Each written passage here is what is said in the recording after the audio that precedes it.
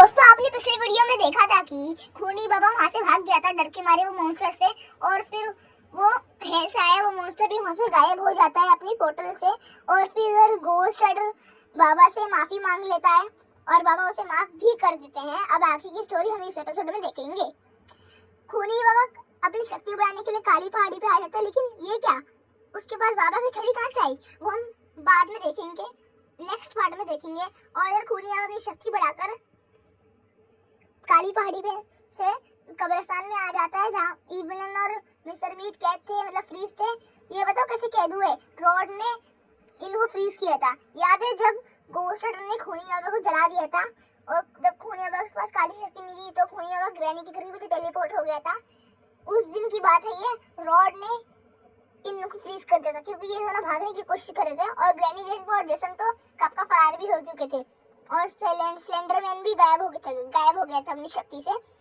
और फिर जो खूनी बाबा का बनाया हुआ पोर्टल ग्रैनी के घर के सामने खुलता है, जिससे इविलन बाहर निकलती है। फिर मिस्टर मीट और फिर खूनी बाबा मिस्टर मीट के ऊपर कूद जाता है। फिर खूनी बाबा कहता है मिस्टर मीट जल्दी से उठ के खड़े रहो वरना मैं तुमको लेजर बार की इधर और मार दूंगा, फिर तुम दुनिया से ही बेहोश हो जाओगे।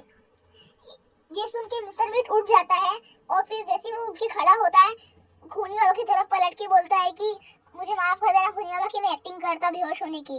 फिर मिस्टर मीट इविलन को लात मार मार के उठा देता है और कहता है कि जल्दी से उठो वरना मैं तुमको और लात मार के दुनिया से ही लात मार दूंगा।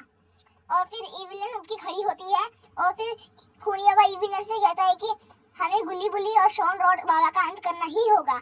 और फिर खूनी बाबा ये भी कहता है कि मैं इन सबको ढूंढने जा रहा हूँ, तुम तब तक तुम ग्रैनी ग्रैंडपा को संभालो, मतलब बाहर निकालो। और इधर गुल्ली बुल्ली शॉन रॉड और खूनी पे शॉन की दादी माँ की कब्र को देखने आए कब्रिस्तान में। और फिर शॉन कहता है हमें जल्दी से दादी माँ की कब्र को से मिल लेना चाहिए, और फिर दादी माँ को भी शांति मिल जाएगी, क्योंकि मैं इतने दिन से अपनी दादी माँ से मिला नहीं हूँ, और मेरे दोस्तों को भी तुम सबको भी मिला दूंगा अपनी दादी माँ से।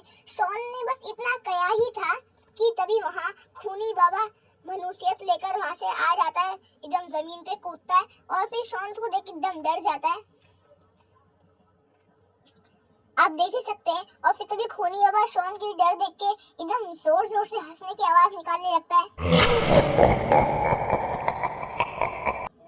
वो हंस ही रहा होता है। फिर वो कहता है कि सरप्राइज, मुझे देख के तुम डर तो नहीं गए? अरे तुम तो डर ही गए हो, शॉन तो एकदम बेहोश ही हो गया है। और फिर तुम्हें क्या लगा मैं मर गया? नहीं, मैं आऊंगा अपना बदला लेकर, मैं बदला लेके ही रहूंगा। तुम्हें क्या लगा मैं तुम्हारा दोस्त बन के छोड़ दिया मैं तुम्हें? नहीं, मैं बदला अपना लेके ही रहूंगा, लेके ही रहूंगा, लेके ही रहूंगा, और साथ में ग्रैनी ग्रैंडपा स्लेंडरमैन सबको आजाद करूंगा जैसे। लेकिन फिर रॉड कहता है कि ज्यादा हीरोपंती मत दिखाओ बुढ़े, पहले ये बता कि तुम्हारे पास बाबा की छड़ी कहाँ से आई, और तुम जरा मत करो इतना, बुढ़ापे में इतना बोलना ठीक नहीं होता। फिर खूनी बाबा कहता है रॉड तुम चुप करो वरना मैं तुम्हारा मुंह तोड़ के तुम्हारे हाथ में दे दूंगा।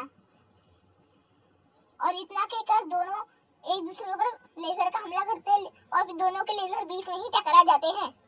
टकराने के चक्कर में वहाँ पर एक ब्लास्ट विस्फोट होता है, जिसके कारण खूनी और रॉड एक साथ बेहोश हो जाते हैं।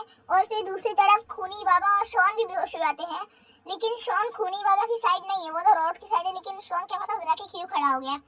और फिर लेकिन रॉड भी उठ के खड़ा हो जाता है क्योंकि उसको पता है अगर मैं बेहोश हो गया ना तो सब मारे जाएंगे इधर। और फिर रॉड उठ के खड़ा हो जाता है ये सोच के, और खूनी बाबा भी उठ के खड़ा हो जाता है क्योंकि उसको हार नहीं माननी है। फिर दोनों एक दूसरे की आंख में देखते हैं और एक लेजर का हमला करते हैं, लेकिन खूनी बाबा का लेजर ज्यादा भारी पड़ जाता है, इसलिए रॉड बेहोश हो जाता है।